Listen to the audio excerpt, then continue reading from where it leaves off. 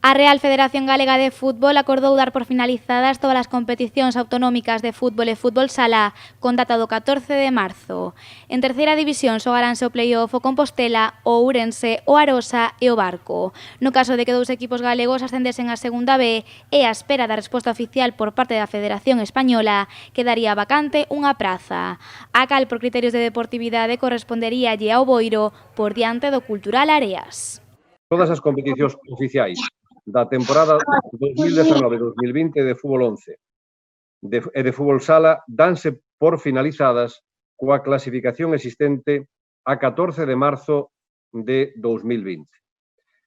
Tamén ascenden os equipos clasificados a 14 de marzo en prazas de ascenso directo según establezcan as circulares de cada competición.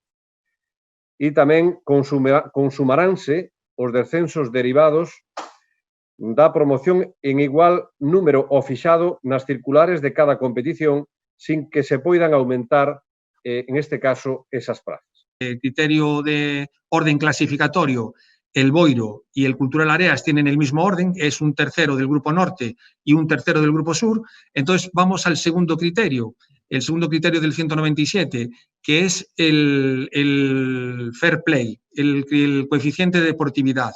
Ahí observamos que el coeficiente de deportividad lo tiene el Boiro. Entonces, por tanto, si la Federación Española determina que eso es una plaza para cubrir, ascendería el Boiro y provocaría un efecto arrastre, en vez de descenso, sería un efecto cascada hacia arriba y ascendería el Soneira, ascendería a su vez el Bea y esto también arrastraría hacia arriba al Atlético Oleiros.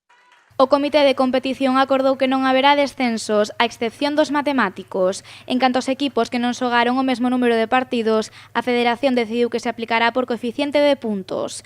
Ademais, as promocións dentro dun mesmo grupo faránse por dereito deportivo e nas promocións cruzadas aplicarase o artigo 198, é dicir, primeiro mérito deportivo, segundo fair play e terceiro sorteo.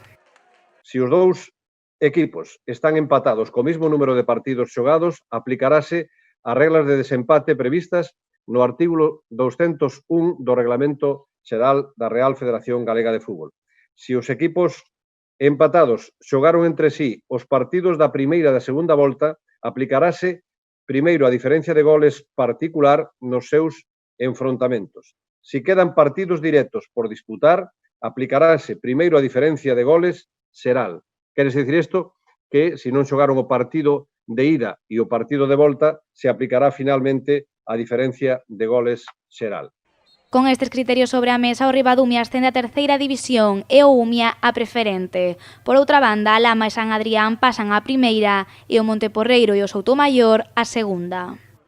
O próximo martes, da próxima semana, nos vamos a poñer a disposición tanto o secretario xeral e o mesmo, toda a xunta directiva e o propio comité de competición a disposición de todos aqueles clubs de Galicia que queiran facer preguntas ou que teñan dudas ao respecto da interpretación final e da resolución final que se lle dou á temporada 2019-2020.